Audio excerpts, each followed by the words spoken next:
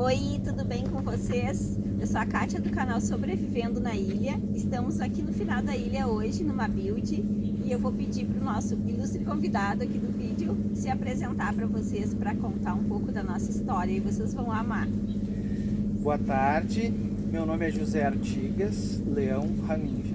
Eu tenho 54 anos e moro na ilha desde os 2, 3 anos mais ou menos. Eu morava originalmente lá na Picada, depois com 5, 6 anos eu vim aqui para dentro da ilha.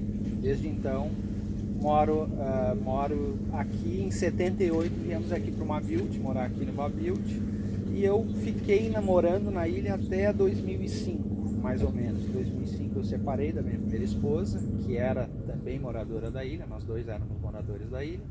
Em 2005 eu separei e desde então não moro mais na ilha. Eu venho só visitar porque a minha mãe continuou morando aqui, os meus amigos todos continuaram morando aqui e uma sobrinha também morava aqui. E eu conheço Artigas desde que a gente era criança, né? E na audiência pública de agosto do ano passado, lá em Porto Alegre, a respeito das ilhas, eu ouvi uma história contada por ele e aquilo ficou ecoando nos meus ouvidos. E aí eu vou pedir para ele contar um pouco, segundo a ótica dele, os detalhes de como a nossa ilha era lá atrás. É bem emocionante lembrar disso, Kátia. Primeiro falar que a gente se conhece desde o que? Na quinta série a gente estudou junto, né? Não lembro, mas Acho a que gente foi. era bem criancinha. A gente foi em 81, acho que a gente fez a quinta série no Barroso. Mas a história da ilha é uma história muito linda, muito bonita e que causa um impacto que quem não é da ilha não consegue compreender. E quem é da ilha compreende perfeitamente, mas não consegue expressar em palavras, porque a gente é um grupo mais simples de pessoas, nós não tivemos tanto acesso à cultura formal, à educação, e isso faz diferença na hora da gente expressar os nossos sentimentos. Para a gente falar da ilha, a gente tem que falar do planeta Terra. A nossa história não começa aqui, no meu caso, em 72 ou em 78, quando eu vim morar aqui. Começa uns milhões de anos antes, ou milhares de anos antes, quando a população do planeta começa a se estabelecer nos lugares, quando nós como ser humano começamos a deixar de ser coletores e caçadores, e a gente se estabelece, a gente vai estabelecer as primeiras povoações, os primeiros povoados em locais que são perto de rios. Corpos d'água são essenciais para as primeiras cidades que são construídas lá na Mesopotâmia, lá na África, onde começa a ocupação humana no planeta. Aí, fazendo esse pequeno recorte, a gente pode então chegar mais perto. Vamos chegar em Porto Alegre. Porto Alegre a gente não chega novamente em 72 nem em 78. A gente tem que chegar aqui uns 250 anos antes. A gente tem que chegar em 1772, quando os casais de açorianos, 20 e poucos casais de açorianos, que vinham, qual era a ideia? Eles estavam vindo dos Açores, que são um conjunto de ilhas de Portugal, para ocupar os 7 povos das missões. Estavam indo em direção aos 7 povos das missões, onde eles iam se estabelecer. Então estavam vindo, não sei, eu não tenho detalhes da viagem, mas eles vinham de barco. Só que bem nessa época ocorreu a Guerra da Cisplatina, se não me falha a memória, que é aquela guerra que acontece lá na região dos 7 povos das missões. Então eles passaram por Rio Grande, quando chegaram aqui tiveram a notícia de que lá estava em guerra, não dava para ir para lá. E eles pararam justamente onde está aparecendo aqui, no centro de Porto Alegre. Eles pararam ali, se estabeleceram para ver o que iam fazer da vida e acabaram ficando, tá? E é interessante que em 1772 a Ilha da Pintada já começa a participar da história da cidade de Porto Alegre, porque conta-se, eu não tenho certeza absoluta, mas eu não duvido de que seja verdade, que as primeiras casas que foram construídas, aí eles primeiro fizeram os acampamentos e depois decidiram que iam ficar. Tá? Já existia uma ocupação, mas era em Viamão, tinha uma fazenda em Viamão e a fazenda de Viamão deu algum suporte para eles. Quando eles decidiram que iam ficar ali, eles pegaram madeiras nobres para construir as primeiras casas. E essas madeiras, conta-se que veio aqui da Ilha da Pintada, que eram árvores que tinham aqui. Aí dá um pequeno corte, estamos em 1770 mais ou menos, dá um pequeno corte e a gente vai avançando no tempo, chegamos em 1941. Em 1941, a primeira grande enchente que a gente tem notícia, né, que devastou a Ilha da Pintada. A Ilha da Pintada, naquele momento, era um bairro bem próspero. Nós tínhamos aqui gado de corte, gado leiteiro, nós tínhamos hortaliças que eram plantadas aqui e abasteciam o centro da cidade. Tinha até uma fábrica de lampião ou de querosene ou alguma coisa parecida, que era ali na região da Mexiana. Em 41 destruiu tudo. E mais do que isso era o que todo mundo sabia que em 41 tinha destruído tudo. O que a gente não sabia é que, e aí tem que fazer um pequeno parênteses, tem muita gente aqui da ilha que diz, mas a minha casa tem escritura, ou a casa do meu avô tem escritura. E quando tu vai no registro de imóveis, e eu já fui isso, porque no tempo que eu morei na ilha, eu fui liderança comunitária durante muitos anos e tal, eu me envolvi ativamente em várias questões dessas. E em um determinado momento, acho que em 1990 ou 91, eu fui ao cartório de registro de imóveis para pesquisar o que tem quais são os imóveis que tem registro, que tem escritura. E os caras, era uma pesquisa paga, não era muito dinheiro, equivalente a uns R$100 de hoje talvez, e me deram uma pesquisa e disseram, nenhum imóvel na ilha é escriturado. E eu, não, tem coisa estranha, porque os teus sogros têm escritura, e eu sabia que tinha. O final do seu Paulo e a Dona Maria, inclusive da peixaria. E aí, aquilo, na época, eu não pude fazer nada com aquela informação, ficou. Isso em 90. Em 2004, depois que eu já tinha casado com a minha primeira esposa, a Daisy, nós fomos morar na ilha. Nós originalmente fomos morar em Sanssouci, que é um bairro de Eldorado do Sul, mas logo em seguida a gente veio morar na ilha. E quando a gente veio morar na ilha, num terreno que era da família da Daisy, dos avós da Daisy, a avó dela me mostrou a escritura da casa, do terreno onde a gente estava morando, que eles nos emprestaram. E aí eu disse, eu tô aqui com o documento na minha mão, mas eu tenho aquela pesquisa de uns anos atrás que diz que não existia. E aí eu fui pesquisar e eu descobri o que aconteceu. O que acontece é que o registro de imóveis é um sistema novo, muito novo, é da década de 50 ou 60, ou até mais recente, não existia antes. Como é que era antes? Era o tal do registro Torrens, posso estar errando no nome, que funcionava assim, tu ia lá, registrava, eles te davam um papel e tu levava para casa, não ficava lá, em nenhum lugar. Ficava contigo, e aí por isso que a gente vê em filme de faroeste lá dos Estados Unidos, que o cara tem a escritura, né, e bota para jogar pôquer, por exemplo, ele bota a escritura. Aposta. Porque era assim que era. Tu tinha a escritura e tu levava para casa. E aí a gente pode voltar. Isso era só um parênteses. Aí a gente volta em 41. 41, como destruiu o que tinha aqui, destruiu qualquer título de propriedade que existia, porque os títulos estavam dentro das casas que foram levados pela água. Então o que não foi levado molhou e deixou de existir. Por isso que nós temos hoje gente que diz, tenho escritura na minha casa. Aí tu vai procurar nos órgãos, não existe, tá? Um detalhe só administrativo. A enchente levou. A enchente de 41 levou isso, tá? Sim. Quem tinha aqueles registros, ou quem tem aquilo guardado de alguma forma, basta levar aquele documento no cartório de registro de imóveis e transformar numa escritura moderna. Deve ter algum custo e tal, mas funciona isso.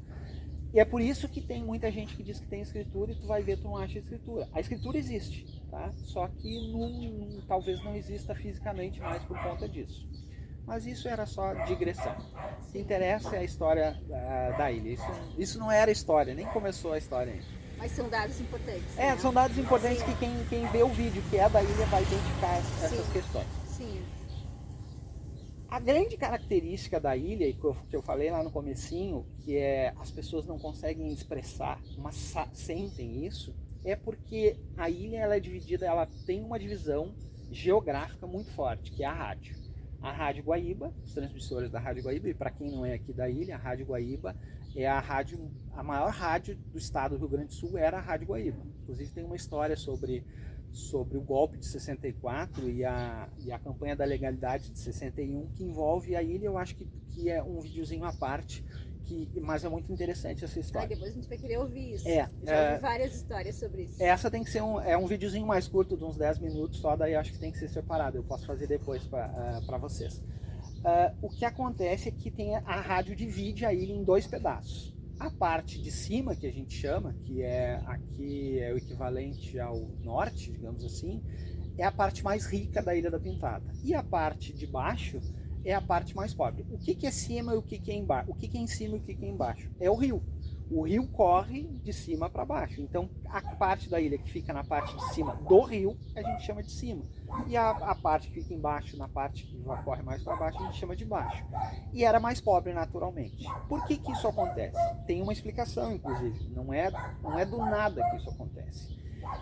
É que quando teve a enchente de 41, os governos da época, assim como aconteceu agora em 2024, com a enchente de 2024 que destruiu a ilha de novo, os governos, o que vão fazer com aqueles pescadores que moram lá na ilha? Que naquela época a maioria era pescador mesmo, não existia a ligação terrestre, as pontes, o conjunto das pontes, a ligação com o Eldorado do Sul, que era Guaíba na época, foi construída no final dos anos 50, 58, 59, por aí. E a enchente foi em 41.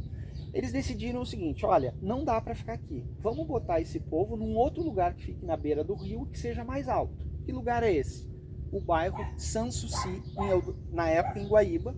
Esse bairro ele tinha sido construído 3 anos antes por uma pessoa, eu já li sobre isso, agora esqueci o nome, uma pessoa que era uma pessoa mais rica, que fez uma atividade industrial.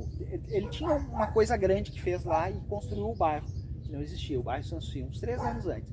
E aí o governo diz: vamos passar o pessoal da Ilha da Pintada para Sanssouci, porque a Sanssouci tem acesso ao Lago Guaíba e os pescadores vão continuar pescando.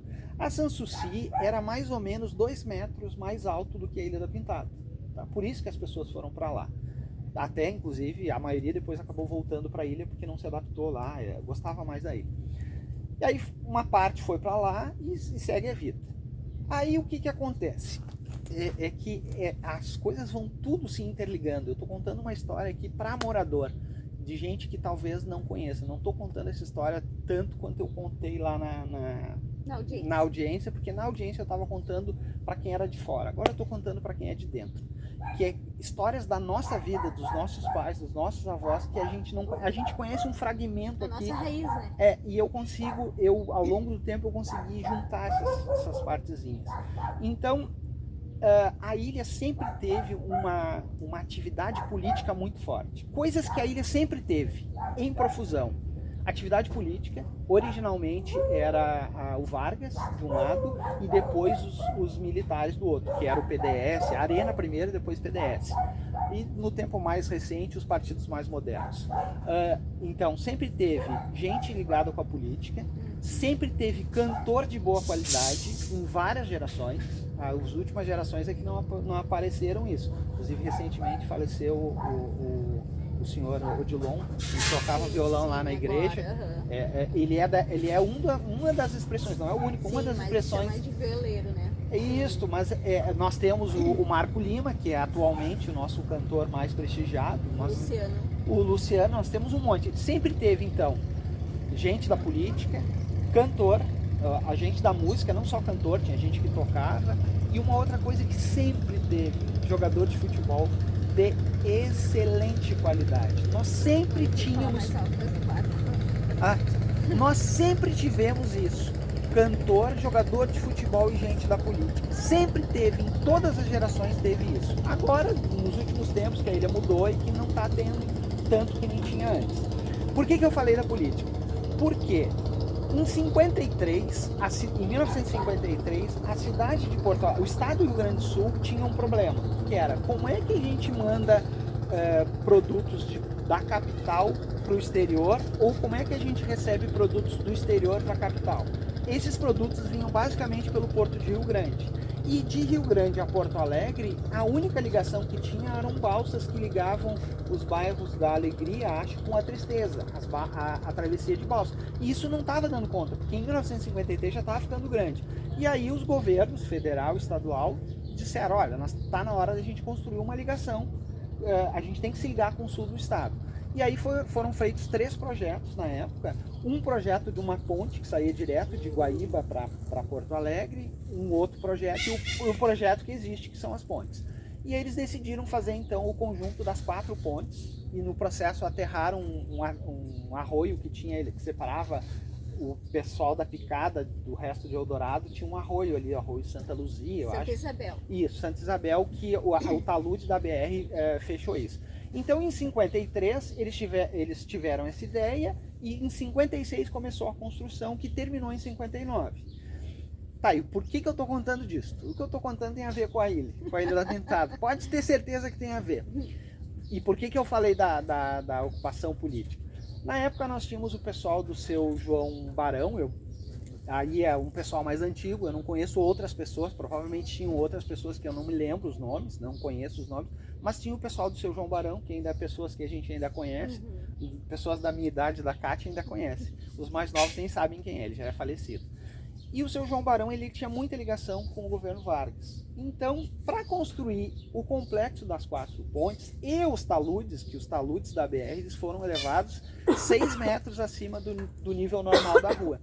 Para construir esses taludes, foi dragueado o rio. Tira a areia do rio, bota nos taludes, faz os taludes, depois asfalto. Para isso eram necessários dragas. E toda a draga, isso eu não sabia, mas o pessoal daqui da ilha sabe. Toda draga, antes de fazer qualquer serviço que ela vai fazer, ela tem que fazer um teste. Então, por exemplo, vamos dragar aqui o canal, por exemplo. Vai dragar o canal, a draga vem, antes dela começar o lugar que ela tem que fazer um teste. Ela geralmente só pega a areia do pedaço do rio e joga no outro, só para ver se ela está funcionando.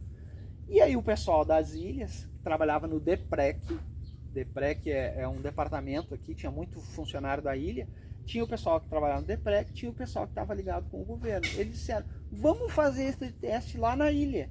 E pegaram as marrecas, marreca é os tubos de 1 metro ou mais de 1 metro, que é onde passa areia. Eles largaram esses tubos ali na rua... Salomão Pires Abraão. Na Salomão Pires Abraão. Largaram um pulmão de areia ali. Largaram mais ou menos onde é a Gina, o bazar da Gina lá para trás. Eles fizeram um pulmãozão de areia ali. Em 56, 57 mais ou menos. Na época tem a casa que fica bem na frente do bar da Gina, que também tem 3 casas ali que são todos os mesmos parentes. Aquela casa ela foi soterrada de areia. A casa que existia ali era de madeira e foi soterrada de areia. Para você ter uma ideia do tamanho que foi. Quando isso aconteceu, aquela parte da ilha... Para quem está assistindo, é a casa da avó da Dadá, Dona Glaci, do seu Joca. Era ali, né, a casa. E aí então, quando aconteceu isso, aterrou aquele pedação todo ali, que é o centro da ilha, até a Mexiana. Essa areia se espalhou até a Mexiana, por isso que a Mexiana é alta, foi o último lugar a pegar enchente em 2024, em maio de 24, e ali para trás onde era o CTG, onde era as caborteadas ali antigamente e tal. Então eles fizeram isso em 53. E isso causou a discrepância de condição social entre as duas partes da ilha. Lembra que eu falei que a rádio divide a ilha na parte rica e parte pobre? Por que a parte de lá de cima é mais rica? Por causa desse aterro. Esse aterro foi feito e quando as próximas casas foram feitas, tu não precisava gastar com aterro, tu só fazia a casa. Fez a casa de madeira e com o tempo evoluiu para alvenaria. Já as casas aqui de baixo, quando a gente veio morar aqui, isso aqui era literalmente um buraco. Porque depois tem que contar por que era um buraco aqui.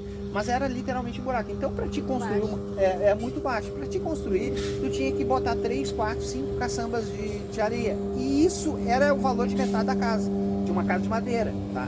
Então, tu gastava muito para aterrar, aí tu construiu uma casa de madeira e tu não conseguia evoluir essa casa para alvenaria porque não tinha estrutura. Tu teria que gastar 2 casas em aterro, aqui embaixo. Por isso que a parte lá de cima ficou mais rica, digamos assim, por causa disso. Eles conseguiram construir nesse talude de areia que foi feito lá. E nesta época, o pessoal que ainda estava na Sanssouci disse, não, agora a ilha, a Sanssouci era 2 metros mais alta. Eles aterraram, ficou da mesma altura. Vamos voltar para a ilha, porque a ilha tem uma magia. Essa magia que quem não é da ilha não entende. Mas quem é da ilha, eu já disse no começo do vídeo, entende perfeitamente, talvez não consiga explicar. E aí voltaram as pessoas todas, a Sanssouci continuou existindo, mas sem mais o pessoal da ilha, muito pouca gente ficou lá.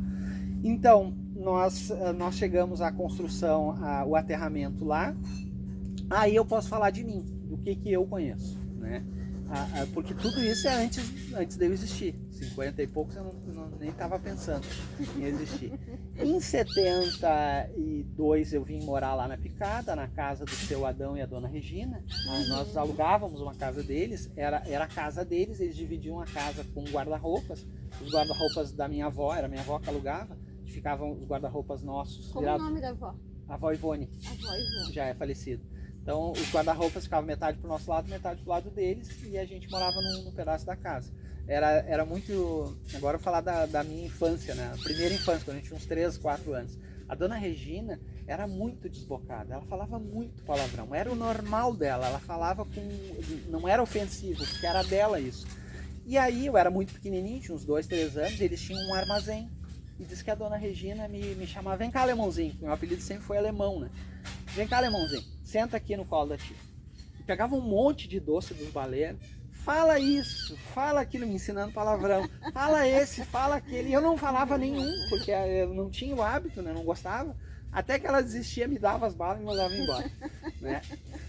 Logo em seguida, isso em 72, 73, por ali. Em 75, a minha avó veio morar na parte rica lá da ilha, na parte lá de cima. A gente veio morar onde hoje é a Igreja Universal do Reino de Deus. Sim. Ali tinha uma casa de madeira, minha avó alugava uma casa ali. Inclusive teve, agora não existe mais um pinheiro. Aquele pinheiro foi plantado pelo dono da casa, o proprietário, quando eu morava lá. Eu vi ele plantando, ele ficou imenso e já caiu, já não existe mais.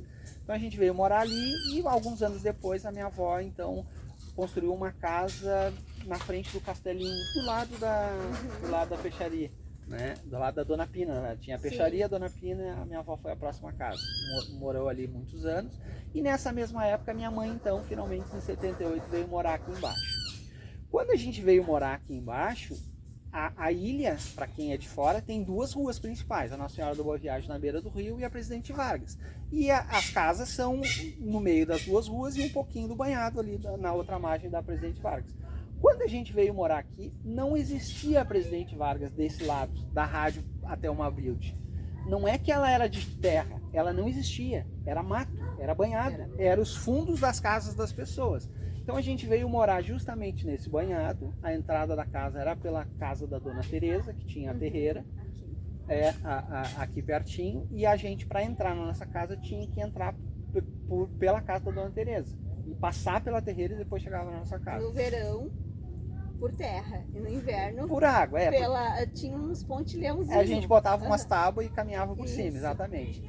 Até que foi evoluindo, abriram, não me lembro em que época, acho que em 86, mais ou menos, posso estar errado no ano, que acontece, mais ou menos no ano que foi lançado o filme Ilha das Flores, aquele filme famoso que ganhou prêmios, em 89, se não me engano, um pouquinho antes do filme. O filme é só para relacionar com a época. A data. Mais ou menos com a data.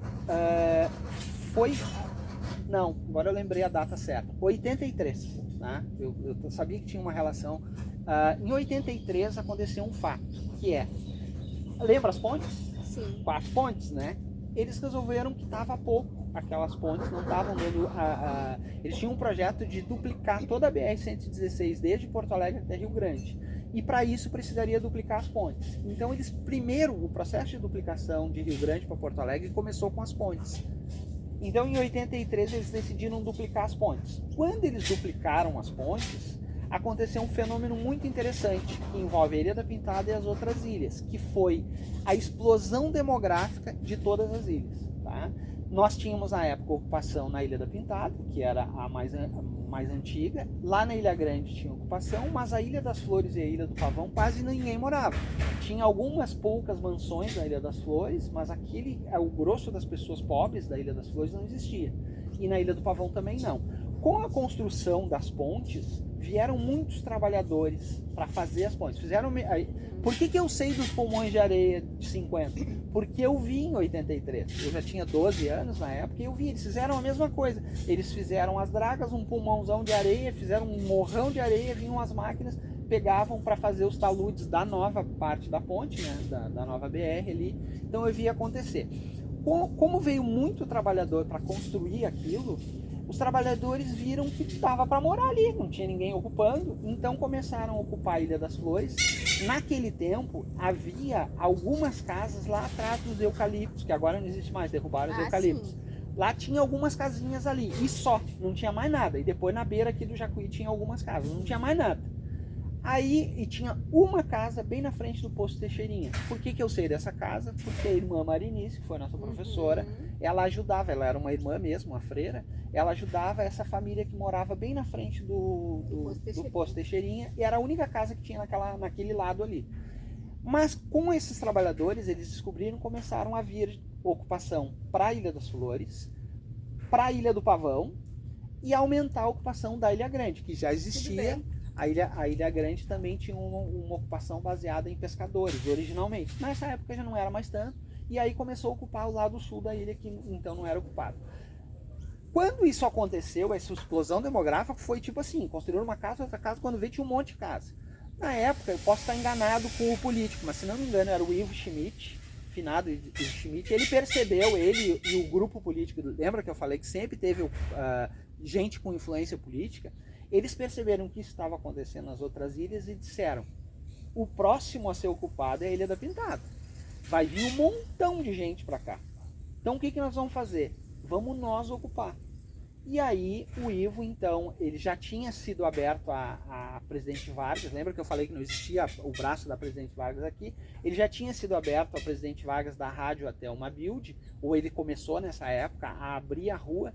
E eles decidiram o seguinte: vamos fazer a ocupação de toda essa margem da Presidente Vargas, desde uma build até mais ou menos o seu Gilinha ali, o seu Gila, que era até onde vinham as casas, vinham só até ali. Até a farmácia da Rosane. Mais ou menos um pouquinho mais para cá. E aí eles vão ocupar, então, com moradores das ilhas. E aí acho que foi o Ivo, eu não tenho certeza absoluta, alguém disse: vamos lotear aqui, e quem está morando, cada um pega um pedacinho e vai construir. E fizeram isso em toda a Presidente Vargas, o lado de lá, o lado do banhado. E aí ocuparam, e realmente, nessa época a ocupação se deu com gente da ilha. Tá?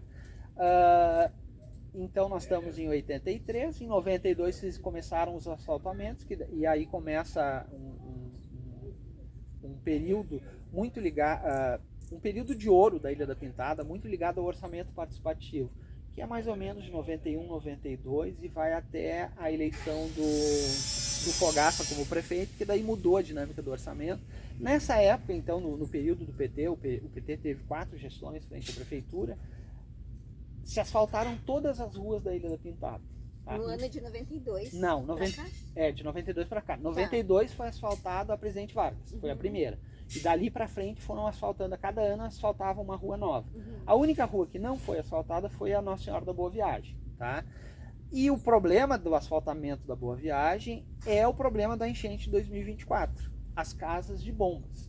Porque o projeto que se tinha então era: vamos fazer com que as ruas, para serem asfaltadas, sejam elevadas a cota 2 metros acima do leito normal. Desculpa, cota 3 metros acima do leito normal do rio, para não pegar enchente. Foi o que fizeram com a Presidente Vargas. Só que se fizessem, depois que a Presidente Vargas estava pronta, se fizessem com a Boa Viagem, ia ficar um buraco. E por causa desse buraco entre as duas ruas, as casas, quando desse chuva, não ia ter como escoar a água, eles diziam que tinham que ter casa de bombas, umas 3 ou 4 casas de bombas aqui na ilha. E essas casas de bombas eram muito caras, então o orçamento não dava conta dessas casas de bombas. Por isso que nunca asfaltaram a Presidente Vargas. Muito tempo. Não, a Boa Viagem. A Boa Viagem, errei o nome. Não. Por isso que muito tempo depois, quando o Valdir era conselheiro do orçamento participativo e a dona Ione era conselheira, a dona Ione conselheira de um pedaço e o Valdir conselheiro de outro pedaço, que as dinâmicas do orçamento eram complicadas. O Valdir Coelho da Jo e a Rosane Feck. A mãe dela. Mãe da Rosane. A mãe da Rosane, a dona Ione. Eu já tinha dado a ideia, quando eu descobri isso no meu tempo, que eu ainda estava aqui, eu descobri que esse era o problema. E aí eu dei uma ideia. Quem sabe a gente faz só um pedacinho então. A minha ideia era: vamos fazer só um pedacinho do... Eu não sabia das casas de bomba, né? Eu sabia que era muito cara a obra, mas não sabia que era por causa das casas de bomba. Aí eu disse: quem sabe, se é muito caro, vamos fazer só um pedacinho. Do Z5 até a primeira ruazinha ali. Japeju, né? Japeju. Eu dei essa ideia, mas isso no meu tempo, isso não foi adiante. Quando o Valdir e a Ione, como eu saí da ilha em 2005, eles devem ter feito 2008, 2009, alguns anos depois, eles resolveram fazer esse pedido em pedaço e fizeram o asfaltamento, que daí não era asfalto, da Boa Viagem, nesse primeiro trecho, só que eles fizeram 2 quadras, do Z5 até o seu Amaro, final do seu Amaro, Isso. que era o Getúlio agora. Getúlio, Fizeram ali, depois fizeram mais um pedaço, depois mais um pedaço, e finalmente o último pedaço aqui foi com bloquinho, ao invés de ser asfalto, né, para ser mais ecológico. E eles desistiram da ideia das casas de bombas. Mas nessa época aí de 92 para frente, o que aconteceu? A Ilha da Pintada era uma região do orçamento participativo, das 17 que tinha, então nós tínhamos uma quantidade de verba disponível para ser usada relativamente grande para nós. Era para todas as ilhas. Só que as outras ilhas, as outras 3 ilhas habitadas, a Ilha do Pavão, Ilha Grande e a Ilha das Flores, elas tinham entraves burocráticos afetos ao Parque Estadual Delta do Jacuí. Então não podia fazer nada lá, porque não tinha aprovação dos órgãos ambientais. Então todo o dinheiro acabava ficando só na Ilha da Pintada. Por isso que todas as ruas daqui foram asfaltadas e nenhuma de lá foi asfaltada, porque não podia. Aí no meu tempo ainda, perto do tempo que eu estava para sair, quando a gente viu que isso era um problema, no começo a gente gostou, mas logo em seguida a gente começou a perceber, porque o pessoal das outras ilhas participava do orçamento, eles eram delegados, eram conselheiros e nunca podia nada para eles. No primeiro momento a gente gostou de ganhar, só que depois a gente percebeu que eles não estavam ganhando. Eles precisavam também. Eles precisavam também, a gente não sabia disso, a gente veio descobrindo o processo. E aí a gente começou a pensar em coisas, e isso casualmente foi uma das ideias que eu tive, o que a gente pode fazer aqui que beneficie eles. Então a primeira coisa que a gente fez foi, eles precisam ter abastecimento de água, que era com carro-pipa. Como é que faz isso? Bom, tem que fazer o encanamento para lá. Dá para fazer? Dá, mas não vai adiantar, porque a caixa d'água não vai dar conta. Então a primeira coisa que a gente fez, o primeiro pedido que se fez que tinha a ver com as outras ilhas foi a ampliação da caixa d'água, quando foi feita a segunda caixa d'água ali, que era o primeiro processo para eles ganharem a água. Depois disso, a gente ganhou no orçamento participativo o encanamento para as outras ilhas e aí então eles puderam passar a ganhar água potável. Foi uma das primeiras coisas, e acho que das únicas. E uma obra grande, né? Foi uma obra grande que levou acho que 3 anos. Foram 3 anos que eu quero dizer, não é o tempo da obra. Foram 3 anos de pedidos diferentes no orçamento. Primeiro a gente pediu a caixa d'água, depois que ela foi concluída a gente pediu o encanamento, que daí era o encanamento principal, isso, que é o mais grosso, e só depois que foi pedido que o DEMAI pudesse fazer ligação para eles lá, que são nossos parceiros, né? Durante muito tempo se teve essa ligação muito forte. Na época tinha a PIP, tinha um senhor ligado ao Banco de Alimentos do Rio Grande do Sul, da Fiergs, seu Paulo, agora esqueci, daqui a pouco eu lembro o segundo nome dele. Eu lembro da Zelina comentando nele, né? Esse senhor, ele juntou, ele fez uma coisa muito interessante na época, já estava chegando perto do final do orçamento participativo, mas ainda eram as administrações do PT, mas já estava pertinho do PT perder a eleição para o Fogaça. E ele começou a juntar, já existia um fórum de entidades ligado ao orçamento participativo e ele fez um novo fórum ligado à Fiergs, que era o que ele fazia, o Banco de Alimentos. Então, vinham lideranças de todas as ilhas, geralmente para reuniões aqui na APIP, vinha o pessoal da Ilha Grande, da Ilha do Pavão e tal, e ele ajudou muita gente via a APIP, acho que a Zelina que trouxe ele para cá. Tinha muitos cursos, lembra? Muitos. Cursos bons, né? Eu lembro. Tinha muito trabalho com jovens. Tu sabe por que eu conheço tanto da história da ilha e por que eu sei falar tanto da história da ilha? Contar uma historinha. No ano 2000, por ocasião do aniversário de Porto Alegre, que é 26 de março, o escritório de turismo, que é uma área ligada à SMIC, uma sub-área da SMIC, eles queriam incentivar o turismo ecológico na Ilha da Pintada via o Z5. Tá? Então, já tinha o peixe na taquara. Peixe na taquara. Eu vou me esquecer do que eu estava falando. Me lembra depois, escritório de turismo. Sabe quem criou o peixe na taquara? Não tem ideia. Tem 2 pessoas que fazem peixe na taquara, né? 2 famílias. Não, a ideia do peixe na taquara é o seguinte. Os pescadores, obviamente, faziam esse peixe na taquara. Mas nunca foi um produto, uma coisa que se diga, é o produto da Ilha da Pintada. Quem fez isso foi a dona Terezinha. a dona Terezinha, que é ligada nessa área, ela teve a ideia, vamos criar uma coisa que se transforme na identidade da Ilha da Pintada. E ela criou o peixe na taquara como produto. Não que ela tenha criado a ideia era dos pescadores. Os pescadores já faziam isso, quando saíam para pescar, se esquecesse de levar os espetos, faziam um espeto de taquara e tocavam para frente. E a dona Terezinha que teve a ideia, vamos tornar isso numa coisa... A visionária. Foi a visionária. Ela levou isso originalmente para a PIP, quando a PIP nem tinha sede aqui ainda. Logo que ela foi criada, funcionava, se não me engano, lá na casa da dona Odete, exatamente, muito obrigado. Ela levou essa ideia e dali saiu para o Z5 e se tornou. Então, em 2000, o escritório de turismo já tinha o produto, graças à dona Terezinha, e a dona Terezinha ela tem umas ideias estranhas na área do turismo, mas algumas são muito boas e essa é uma muito boa que tem que ser reconhecida, né? Então já existia o produto, o Z5 já fazia isso nos almoços de domingo lá, e o escritório de turismo queria incentivar isso. E aí eles criaram a seguinte ideia: para o aniversário de Porto Alegre do ano 2000, de 99, acho que foi de 99, vamos fazer o seguinte, eles venderam um produto que era um passeio turístico. 2 ônibus iam sair do gasômetro, iam vir até o Z5, no Z5 iam descer, as pessoas iam fazer uma pequena caminhada, almoçar, fazer um pequeno passeio de barco de pescador, voltar para o Z5, entrar no ônibus e ir embora, voltar para Porto Alegre. O que eles queriam do Z5? Eles perguntaram se não tinha 2 pescadores, um para cada ônibus, para ficar contando histórias no trajeto do ônibus. E aí foi convidado eu e a Maria Navegantes. Eu num ônibus, a Maria Navegantes no outro ônibus. E aí nós fomos contando histórias. Só que as histórias que eu contei no meu ônibus foram tão diferenciadas que o pessoal do escritório de turismo disse: isso é uma história profissional que tu está contando aqui. Nós queremos te pagar por isso. Só que nós não podemos te pagar, porque para te pagar tu teria que ter uma profissão ligada. Tu teria que ser um guia de turismo, por exemplo. E aí, como eu disse, eu não tenho que fazer isso em 80. Eu tinha 19 anos, não. Já tinha quase 30, eu já estava velhinho.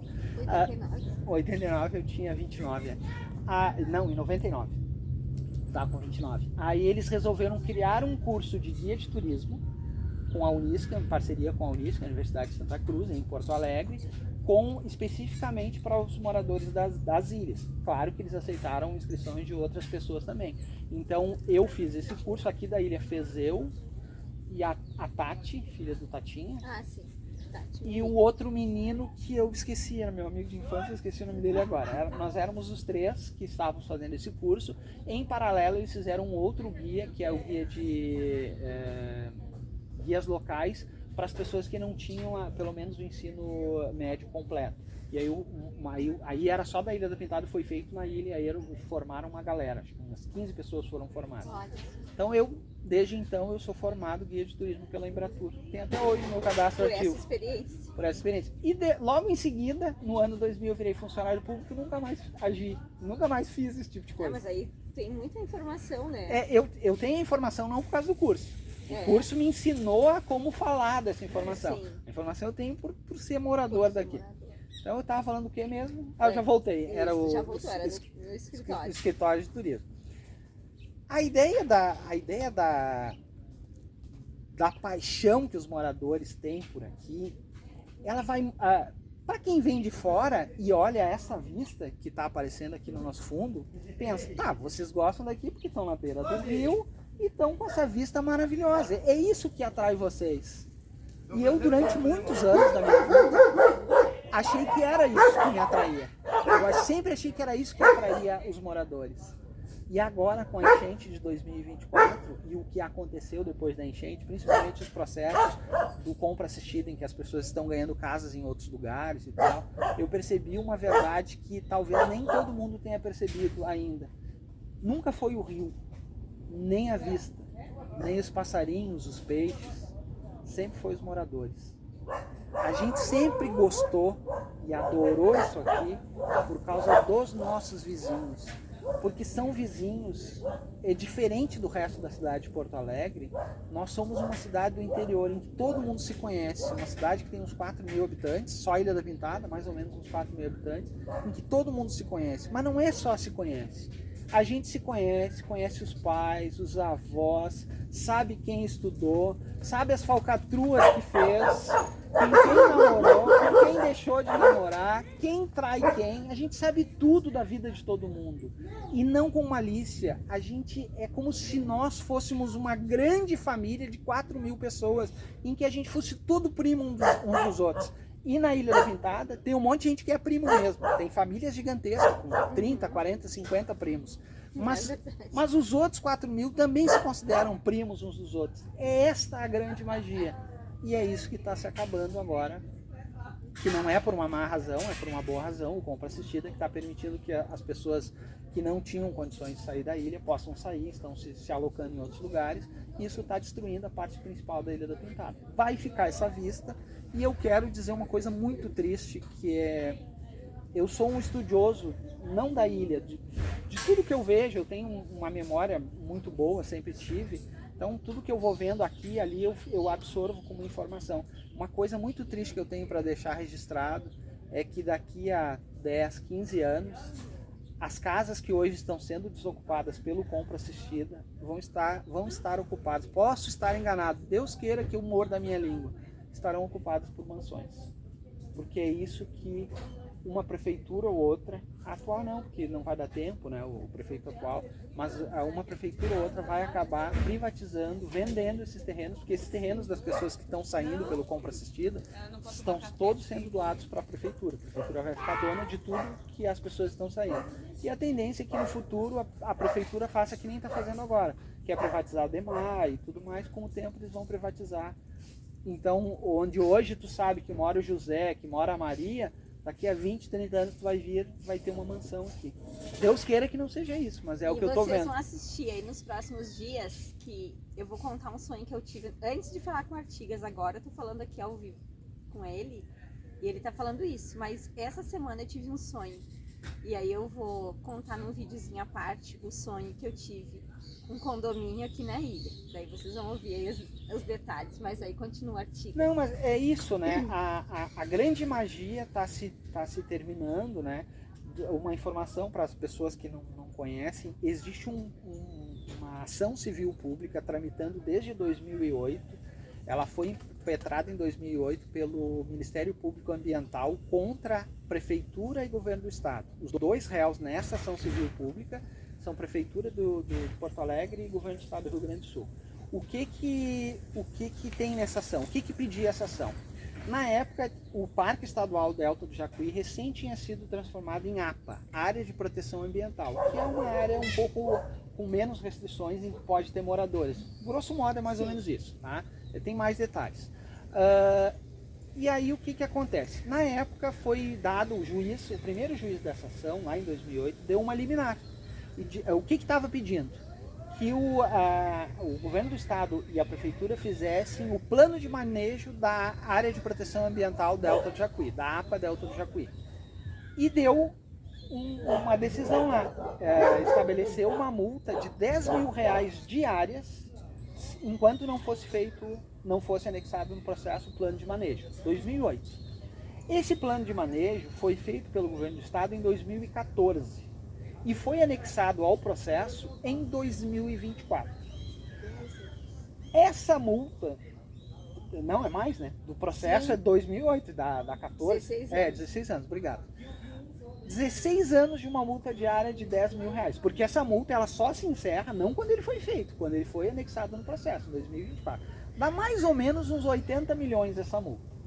Esse processo, ele obviamente, ele tramitou a parte de tartaruga, ninguém deu muita bola para ele, trocou de juiz de tudo que é jeito, e atualmente tem uma juíza. Agora eu esqueci o nome da juíza, é ela que está tratando dessa ação civil pública, e ela deu uma decisão nessa ação. Por isso que algumas pessoas podem ter ouvido de que é proibido vender terreno na ilha. Doutora Patrícia. Isso, é a doutora Patrícia que deu essa decisão. Sim. Ela deu em mais ou menos em abril de 2024, antes da enchente. Ela não tinha acontecido a enchente.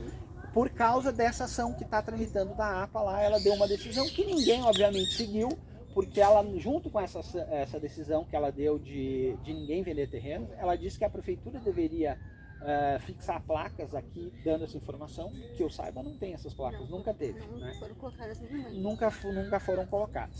Depois teve a enchente,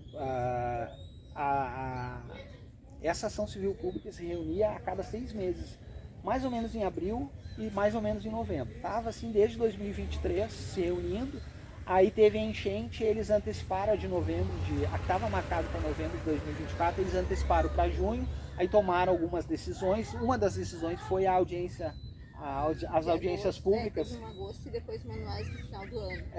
Foram na verdade em julho as duas, uma no começo e uma no meio de julho, que foi essa que eu contei a história, e foi baseada nesse processo aí. E a doutora, nas conversas que teve com a comissão de moradores que estava tratando do compra assistida, não é para substituir nenhuma das associações que tem na ilha, era para tratar do compra assistida. A gente teve várias conversas com ela, ela disse, não, agora eu vou esperar o que vai acontecer com o compra assistida, para saber quantas pessoas vão conseguir sair, porque nessa ação há necessidade de algumas pessoas saírem.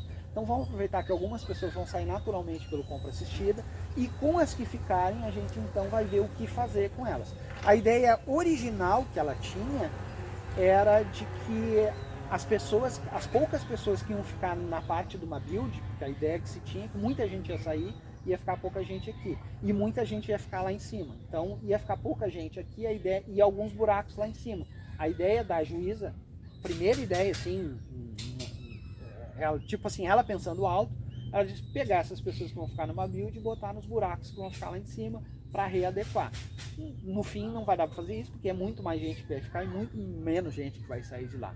Uma outra questão que tem sobre a doutora Patrícia, que aí eu estou falando da minha impressão sobre ela, é o seguinte: logo que teve a enchente, aconteceu um problema. Logo que teve enchente, teve 24, e a água começou a baixar, começou a ter um problema, que era as emissoras de TV vinham aqui na ilha entrevistar as pessoas. E aí, o que tá achando? Não, eu adoro a ilha, quero continuar na ilha, azar a enchente. Eu tô acostumado a molhar a bunda, dessa vez molhei até o fio do cabelo, mas eu vou ficar aqui. E algumas pessoas, notadamente aqui de baixo, começaram a dizer, não, mas para aí, eu não penso isso. Eu sempre gostei da ilha, mas agora eu tô assustado, eu quero sair da ilha. E aí criou-se um grupo de WhatsApp, foi a Bruna, é a Bruna que mora aqui do lado do Mabuild aqui, pela Presidente Vargas, morava, agora ela já não mora mais. Ela então criou um grupo de WhatsApp para ver, eu quero sair da ilha, quem mais quer sair da ilha? E aí começou um grupo de pessoas a querer sair da ilha, e aí começaram nas entrevistas, nas rádio e TV, começaram a aparecer pessoas desse grupo, que diziam, não, eu tô com medo, eu quero sair. E a juíza parece, por isso que eu tô falando que a impressão que eu tenho da juíza, a juíza parece que começou a ouvir essas pessoas, e todas as entrevistas a partir de então começaram a ser feitas, sempre era alguém daqui de baixo que dizia que quero sair, tô com medo, quero sair. E aí criou o problema inverso. No primeiro momento as pessoas só queriam ficar na TV, né? E no segundo momento as pessoas só queriam sair. E todo mundo dizia assim, não, eu moro numa build, a água chegou na cumieira da minha casa, eu tô com medo, quero ir embora. Eu tô com medo, quero ir embora. Parece que a juíza só viu essas entrevistas, porque ela acha o seguinte, isso ela já expressou, tá? Ela diz o seguinte, as áreas de risco das ilhas têm que ser desocupadas. Isso é o que diz a ação. A ação está tramitando para isso. As áreas de risco que tem na ilha têm que ser desocupadas por uma questão de bem-estar das pessoas. Isso é o oficial, digamos assim. E o que ela pensa? Ela pensa que da rádio até o Mauá é área de risco. Porque todas as... impressão. É a impressão que eu tenho, porque ela disse isso já. Da rádio até o Mauá é tudo área de risco. E não é tudo área de risco. O que acontece aqui é que as pessoas daqui são pobres. Este é o problema. Porque se nós tivéssemos condições, nós construiríamos uma casa de 2 andares e moraríamos no andar de cima e não ia ter enchente nenhuma. Não é que é área de risco. Tem algumas áreas que realmente são muito baixas, tá? E aí a gente conhece aqui, como a gente, que realmente são Sim, muito baixos. até a própria rádio, a correnteza é devastadora ali. Exatamente. E a rádio sofreu algum problema? Porque a estrutura dela é muito boa. Ela e foi, antiga, é bem melhor que hoje em dia. ela foi construída exatamente. Sim. O que é aquilo ali? Aquilo ali é a solução que todo pescador analfabeto, e aqui não é um demérito do pescador, pescador que morava isolado numa ilha, sem acesso terrestre, que era o caso da Ilha da Pintada, ele não tinha como estudar. Ele era analfabeto por isso, mas ele tinha vários outros conhecimentos. Como é que eram todas as casas no nosso tempo que a gente era criança? Palafita de madeira. Por quê? Porque a palafita é assim, a casa está aqui em cima, quando vem a enchente, a água passa por baixo. Como é que é a rádio? A rádio é uma grande palafita. Muito bem feita. De alvenaria. Esta é, na verdade, a grande solução para toda a Ilha da Pintada. Que abrirem linhas de crédito para as pessoas que querem ficar na ilha, para que elas possam construir uma palafita de alvenaria a 6 metros de altura, com a casa construída. 6 metros não do chão, tá? 6 metros do rio. Dá uns 3 metros, mais ou menos. 2 a 3 metros da casa onde já tem hoje. Porque daí ela constrói que nem a rádio e mora em cima. Só que, claro, vai ter que conscientizar os moradores que não pode fechar a parte de baixo para aumentar a casa. Ela tem que ficar aberta para quando ter enchente, a água fluir por baixo e não destrói nada. E ter um bom estaqueamento, né? Que Um o que a rádio tem. Exatamente. Bem... É claro que vai ter que ter outras coisas. Vai ter que ter uma boa caixa d'água, de uns 3.000 litros, mais ou menos. Porque quando der uma enchente que nem maio de 2024, ficamos um mês ilhados. Vai ter que ter não só a energia elétrica da CE, vai ter que ter sistema de energia solar. E é isso. Não é que a gente mora em área de risco. É que a gente é pobre. E eu não sei se com um valor de 200 mil, que muitas pessoas que, ao meu ponto de vista, me corrija se eu estou errado, nunca pagaram IPTU, né? Nunca pagaram condomínio. A vida de quem saiu daqui, eu não quero dizer assim, né? Que tomara Deus que não também, mas eles vão sofrer um impacto muito grande. Porque tu vai ter que trabalhar para pagar o IPTU, o condomínio, a água, a luz, o esgoto, né? Que muitas ruas aqui da ilha não tinham ainda essa cobrança do esgoto. Então isso também vai sofrer, eles vão sentir essa diferença. Não ter o pátio para o galinheiro, não ter o pátio para estender uma roupa. Eu tenho pessoas que eu conheço que estendiam o varalzinho de manhã, lavava a roupa agora na enchente, e o apartamento que estava alugando era tão pequeno que ela botava a colchinha na cama e botava os varalzinhos abertos em cima da cama, dentro desse apartamento, para poder secar a roupa. E só que não secava. 2, 3 dias a roupa já estava com cheiro de cachorro molhado, porque o apartamento era pequeno, 4 pessoas dentro. E muitas pessoas não conseguiram, pela compra assistida, achar uma casa. E está sendo a dificuldade. E aí estão se jogando para Gravataí, para Cachoeirinha, que é mais distante do trabalho deles, que é aqui no centro de Porto Alegre, muitos, porque não tem opção de casa. Então, talvez uma das coisas que as pessoas não deram nome para sair da ilha foi porque não vão suportar essa mudança. E aí vem a depressão, vem todas as doenças psicossomáticas agrupadas, né? Mais a ansiedade, mais essa insegurança de tudo isso. E a gente está vendo uma população doente aqui na ilha. Eu que estou o dia todo aqui, e se saio na ilha e empresto meus ouvidos para ouvir as pessoas, eu percebo essa mudança. Coisas que a gente não tinha antes. E aí eles dizem assim, vou sair daqui para onde, Catinha? Para onde eu vou? E o barco? Vamos morrer de depressão os dois? Então isso é uma realidade aqui para nós, né? Com certeza. E isso para quem está saindo não vai aparecer agora, vai aparecer daqui a 4, 5 anos. Porque aqui, se a pessoa não pagava a água, a luz, eles vinham e cortavam. Aonde eles vão... Porque eles nunca foram donos formalmente. Lembra que eu falei lá? Nunca tiveram as escrituras, porque nunca registraram. Mas agora eles estão ganhando uma casa escriturada. Que se eles deixarem de pagar, vai virar dívida. Que a casa vai ser usada para pagar. E pode perder o imóvel. Pode perder o imóvel por dívida, exatamente. Por dívida do próprio imóvel. Isso que tu falou são 2 aspectos, né? O aspecto social, de a pessoa não conseguir uma casa. Realmente, eu estou bastante envolvido no compra assistida.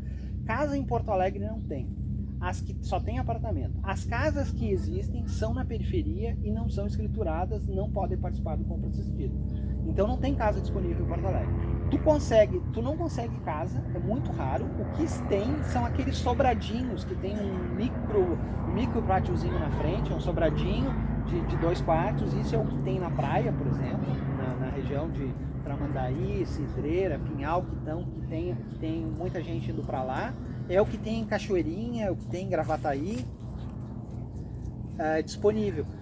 E então vai ter esse problema social que tu relatou, o problema da depressão que vai aparecer, obviamente. Hoje em dia as pessoas da ilha estão em depressão por causa... Quem tem esse problema direto, tem as pessoas que estão querendo o compra assistida e não conseguem por causa da burocracia da Caixa Econômica Federal ou do DEMAB, os dois são extremamente burocráticos e a gente até entende em parte, mas tem gente que está 6, 8 meses esperando a casa, já está selecionado e não consegue a casa, por burocracia. E depois vai ter, vai se agravar em quem já saiu e vai se agravar em quem ficou, por conta daquilo que eu contei aqui, que o principal não é a vista nem o rio, é os vizinhos, e os vizinhos estão saindo. E vão sentir falta. E vão sentir falta, exatamente. Isso é muito triste. É ótimo, o programa Compra Assistida é maravilhoso, nunca na história desse país teve um programa igual. Mas existem outras questões. E aqui, na Ilha da Pintada, ainda as famílias eram mais ou menos estruturadas. Nós tínhamos pessoas muito desestruturadas, mas em quantidade pequena. Mas se tu vai para a Ilha do Pavão, o desestruturamento lá é muito pior. Nós temos, agora eu posso estar falando besteira, mas eu vou registrar de qualquer forma, nós temos notícia de que na Ilha do Pavão, pessoas que foram contempladas foram enganadas por gente deles mesmo e que vão perder as casas que ganharam. Porque são pessoas muito singelas, que não conseguem saber, são velhinhos que não conseguem nem ver a sua conta corrente direito. O mesmo problema nós vamos ter em parte da Ilha Grande e em parte da Ilha das Flores. Mas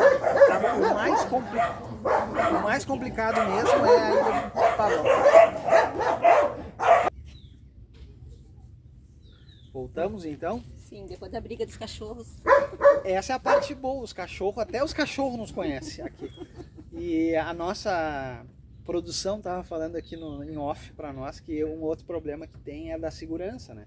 Aqui na ilha, como a única entrada, o único acesso é ali pela picada, é muito difícil vir alguém assaltar aqui. Porque se tu entra, até tu sair, a polícia já chegou lá, já te pegou lá embaixo da ponte. Então tu tinha segurança.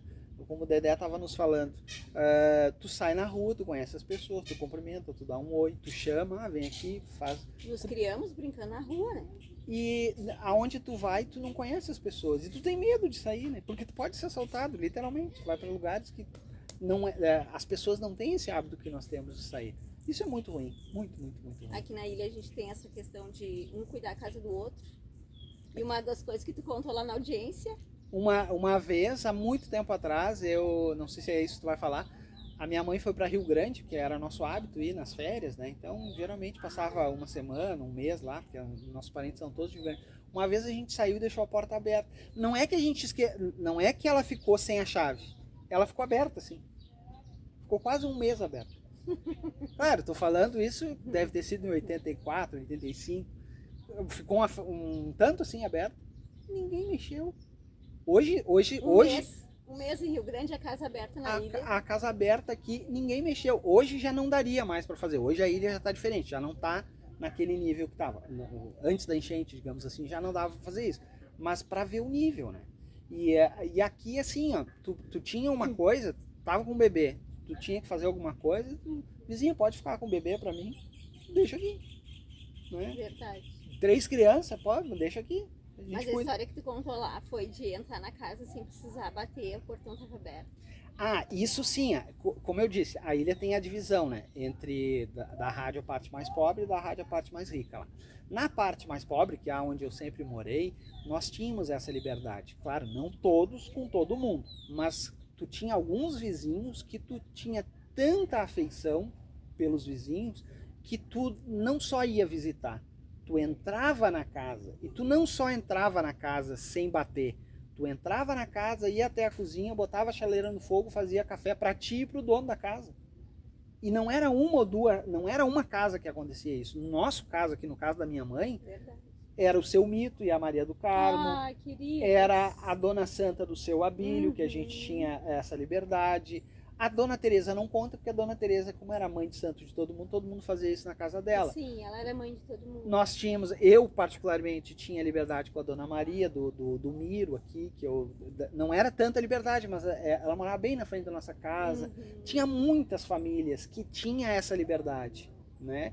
Que é uma coisa que tu não vê em outro lugar. Lá em Rio Grande, que eu tenho uma relação familiar lá também, não tinha essa relação com os vizinhos. Aqui tinha. E é isso que vai fazer falta. E meu marido conta que ele na mãe dele também era um entra e sai, todo mundo ia, e daí todo mundo ia parar na cozinha, porque a minha sogra era confeiteira, então a pessoa já ia direto na cozinha, né? Então é essas coisas que a gente vai sentir muita falta. E sem contar que eu não falei das memórias afetivas, né? Aqui na ilha foi o lugar onde eu aprendi a caminhar, onde eu aprendi a falar, onde eu fui alfabetizado na escola, onde eu tive as primeiras professoras. Eu lembro, eu tenho uma memória muito ruim, mas eu lembro do nome de algumas das professoras. A professora Lucinha, a professora...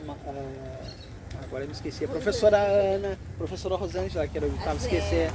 A professora Zé, Lolo, a professora de português, a professora Lúcia. Ah, sim, a Mara, a professora de história maravilhosa. Daqui, Joene. a professora Joene foi de ciências, a professora Alda, que dava educação física, a professora Loreta de matemática, isso no Luiz meu tempo, Antônia, né? Valquíria, olha quantos. O Luiz Antônio não foi meu professor, ele Não foi diretor. Ah, foi teu diretor. E as histórias com o Luiz Antônio teria que ser um capítulo à parte.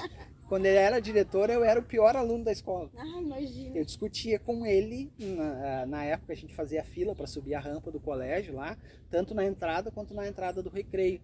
E em algumas ocasiões o diretor descia para dar algum recado, alguma coisa, e eu não lembro os assuntos, mas eu lembro de discutir com ele em algumas ocasiões.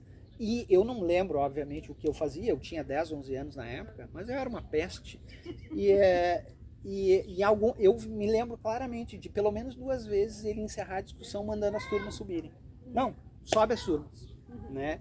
E eu devia ser uma peste e tal. Eu, durante muitos anos, eu tive muita raiva dele por ser diretor. Porque ele me suspendeu 6 dias quando tinha 7 provas do quarto bimestre na 5ª série. E por conta disso, eu acabei passando em 2 matérias, mesmo sem fazer as provas do quarto bimestre, mas as outras eu fiquei em recuperação.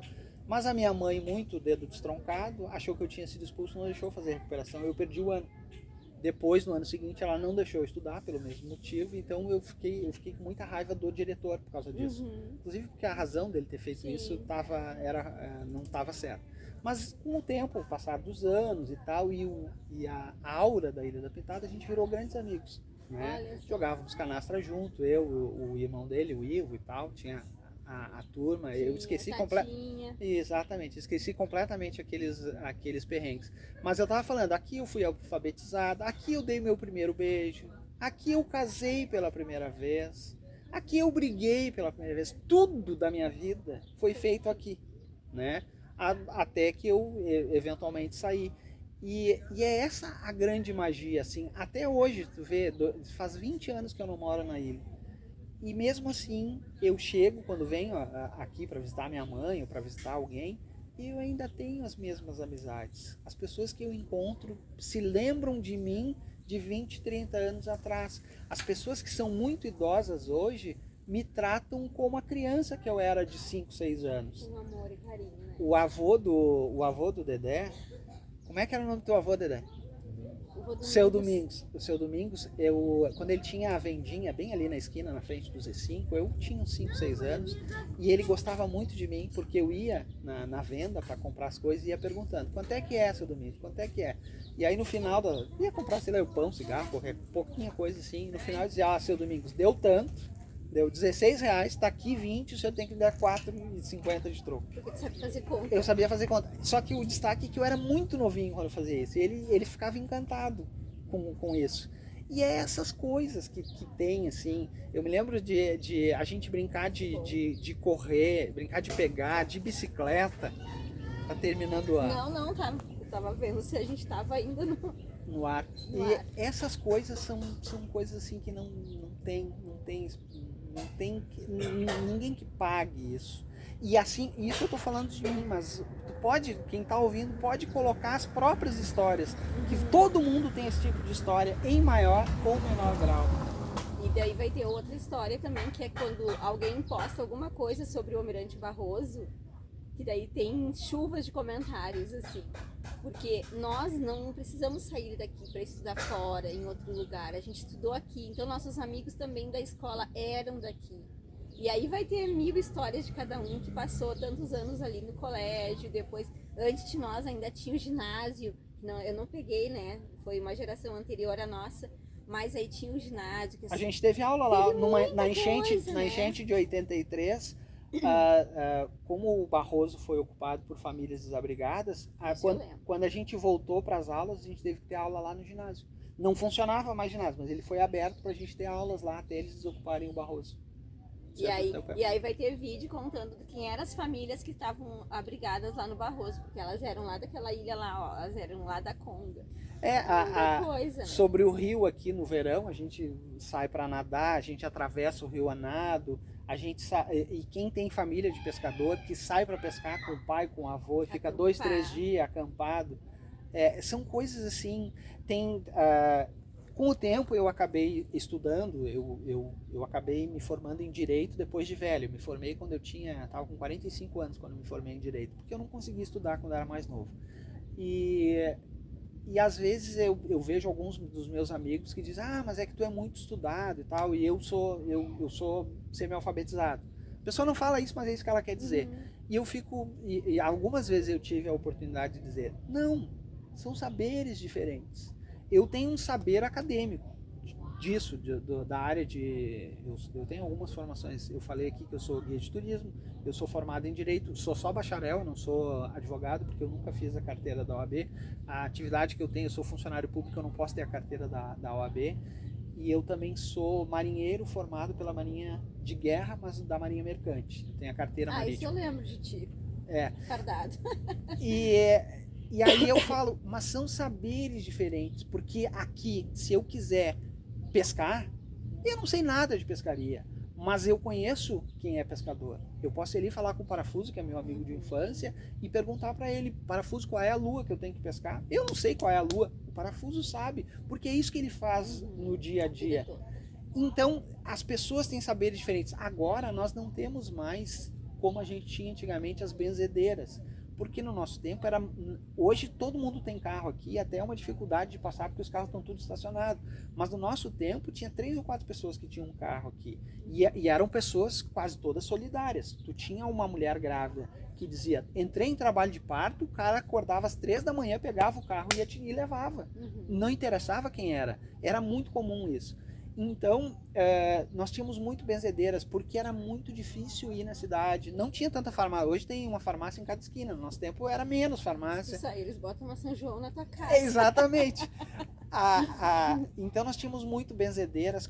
Quem é que vai ensinar para uma benzedeira como é que faz? É uma mulher, um homem, tinha uns velhinhos também, que sai e pega uma graminha, que para nós é grama, mas eles sabem que não é, e fazem uma benzedura e te tiram uma dor de dente, te tiram umas coisas que não tem explicação.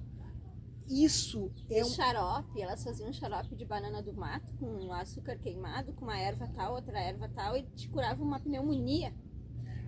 Uma outra, lembra quando eu estava falando lá de que a ilha sempre teve algumas coisas, sempre teve em profusão, que era o pessoal ligado na política, cantor e jogador de futebol, que a gente sempre teve muitos.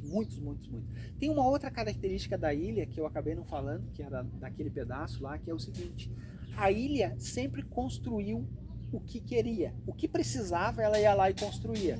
Então, originalmente nós temos a colônia de pescadores E5, que daí é de outro tempo, é lá de 1920, que foi construída e tal, mas depois, se nós pegarmos, teve um certo momento que a professora Yolanda, a dona Yolanda, achou por bem, que ela foi a primeira pessoa, que eu me lembre, vamos construir um CTG aqui. E construíram um CTG, fizeram vaquinhas, fizeram jantares, construíram um CTG, do nada. Muitos eventos. As associações de moradores, um monte que tem, a própria APIP, que é um exemplo, não é o único exemplo, tem vários outros. Lá na Mexiana tinha o grupo de mães, nós tínhamos as igrejas, as católicas, as evangélicas e os centros de Umbanda, que sempre teve em profusão aqui na ilha, que é uma outra característica. A ilha sempre foi muito religiosa, em religiões diferentes, mas sempre, quase todos eram de alguma religião. Adeptos a alguma fé. Alguma fé, e isso causava, tu não tinha briga nós tínhamos, e aí nas festas que tinha do nosso tempo, as festas jovens do nosso tempo, claro que sempre tinha os guri que iam lá fazer confusão, brigar, mas era uma briga de gente que se conhecia. Eles brigavam de noite. Eles já até avisavam que iam brigar, e aí a gente já não ia naquele som de noite, porque eles iam brigar de noite. E era uma briga que é assim, ó, era, sei lá, eu vou chutar aqui o nome de alguém, o Toinha, por exemplo, final do Toinha, sim. Toinha com o pessoal do mar. Eles vinham pra brigar, eles brigavam no sábado de noite, na festa do sábado. Se eles se encontrassem no domingo, não tinha aquela briga. Aquela briga era do som do sábado. E ia ter de novo no sábado que vem. Mas durante a semana não tinha. Era muito raro ter uma briga que ficava de não se falar.